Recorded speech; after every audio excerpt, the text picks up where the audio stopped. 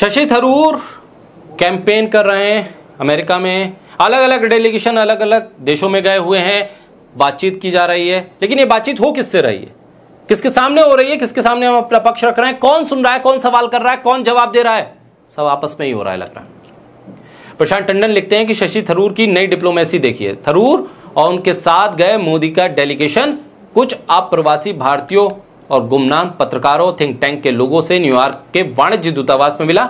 अभी तक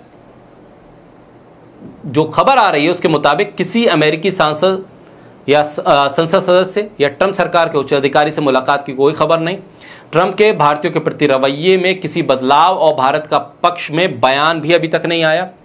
जो काम थरूर वहां जाके कर रहे हैं वो तो वीडियो कॉल से भी कर सकते थे, बाकी डेलीगेशन का भी यही हाल है। सिर्फ ANI या भारतीय मीडिया में इनके एक तरफा बयान दिखाए जा रहे हैं, वहां का मीडिया भी इस पर प्रमुखता से कुछ नहीं लिख रहा है। विदेश जाकर आपस में बात करके लौट आने की डिप्लोमेसी ये पहली बार देखी जा रही है।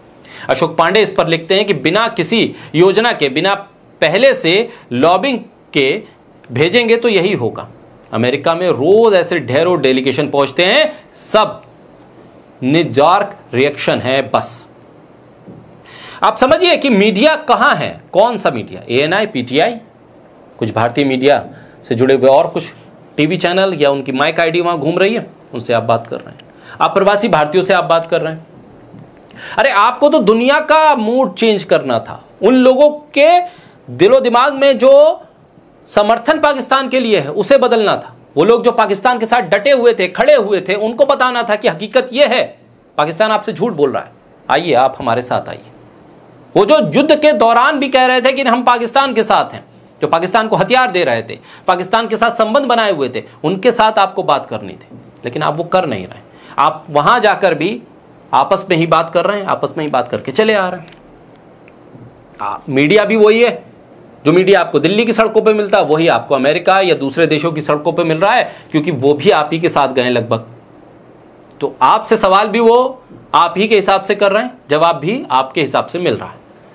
लेकिन ये सफलता तब और ज्यादा मायने रखेगी जब आप जिस देश पे जा रहे हैं वहां के संसद से, वहां के सांसदों से, वहां की पॉलिटिकल पार्टीज से, वहां के लीडर ऑफ अपोजिशन से, वहां की सरकार से, वहां के प्रधानमंत्री से, वहां के राष्ट्रपति से, वहां की कैबिनेट में मिनिस्टर्स से बात करेंगे, मिलेंगे और बताएंगे कि हकीकत ये, डॉक्यूमेंट्स देंगे, डिटेल्स देंगे, डाटा देंगे और तस्वीरें दिखाकर बताएंगे कि देखिए पाकिस्तान झूठ बोल रहा है, तब तो मायने है।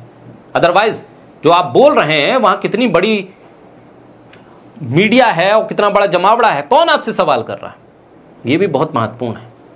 यह सवाल उठ रहा है कि आप भारत से बाहर जाकर भी अगर भारतीय मीडिया को ही संबोधित करना था तो फिर यह काम तो यहां पर भी आप कर सकते थे और यहां पर बखूबी आप कर रहे थे।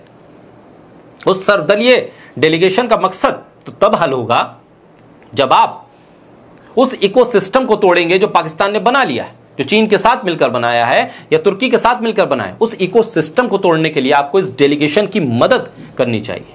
आपको UN में जाना चाहिए था, यूनाइटेड नेशन के मेंबर्स के साथ बैठकर बात करनी चाहिए, नेटो के मेंबर के साथ बैठकर आपको बताना चाहिए, IMF के साथ बैठकर आपको बताना चाहिए कि यह हो रहा है हकीकत में, और आप पैसा दिए जा रहे हैं। पाकिस्तान को क्यों मिल रहा है सैंक्शन, क्यों मिल रहा है पैसा? आप उस हिरार्की को तोड़ नहीं पा रहे हैं, आप उस इकोसिस्टम को तोड़ नहीं पा रहे हैं, तो यह आपकी नाकामी है। शशि थरूर का इस्तेमाल आपने किया, लेकिन शशि थरूर जैसे न जाने कितने डेलीगेशन आपने भेज दिए हैं, वो कामयाबी तो तभी मिलेगी जब आप उस इकोसिस्टम को तोड़ पाएंगे। बहरहाल कोशिश अच्छी हो सकती है, लेकिन एग्जीक्यूशन, प्लानिंग, उसमें कहीं ना कहीं कमी जरूर नजर आ रही है। हो सकता है कि आने वाले वक्त में जब तक ये डेलीगेशन वापस आए कुछ चीजें बदल जाएं। अगर वो चीजें बदलती हैं तो ये भारतीय डिप्लोमेसी के लिए बहुत अच्छा कदम हो सकता है, और अगर नहीं बदलती हैं तो फिर इस तरह की डिप्लोमेसी से आप सिर्फ एक टूर डिजाइन कर सकते हैं, डिप्लोमेसी नहीं।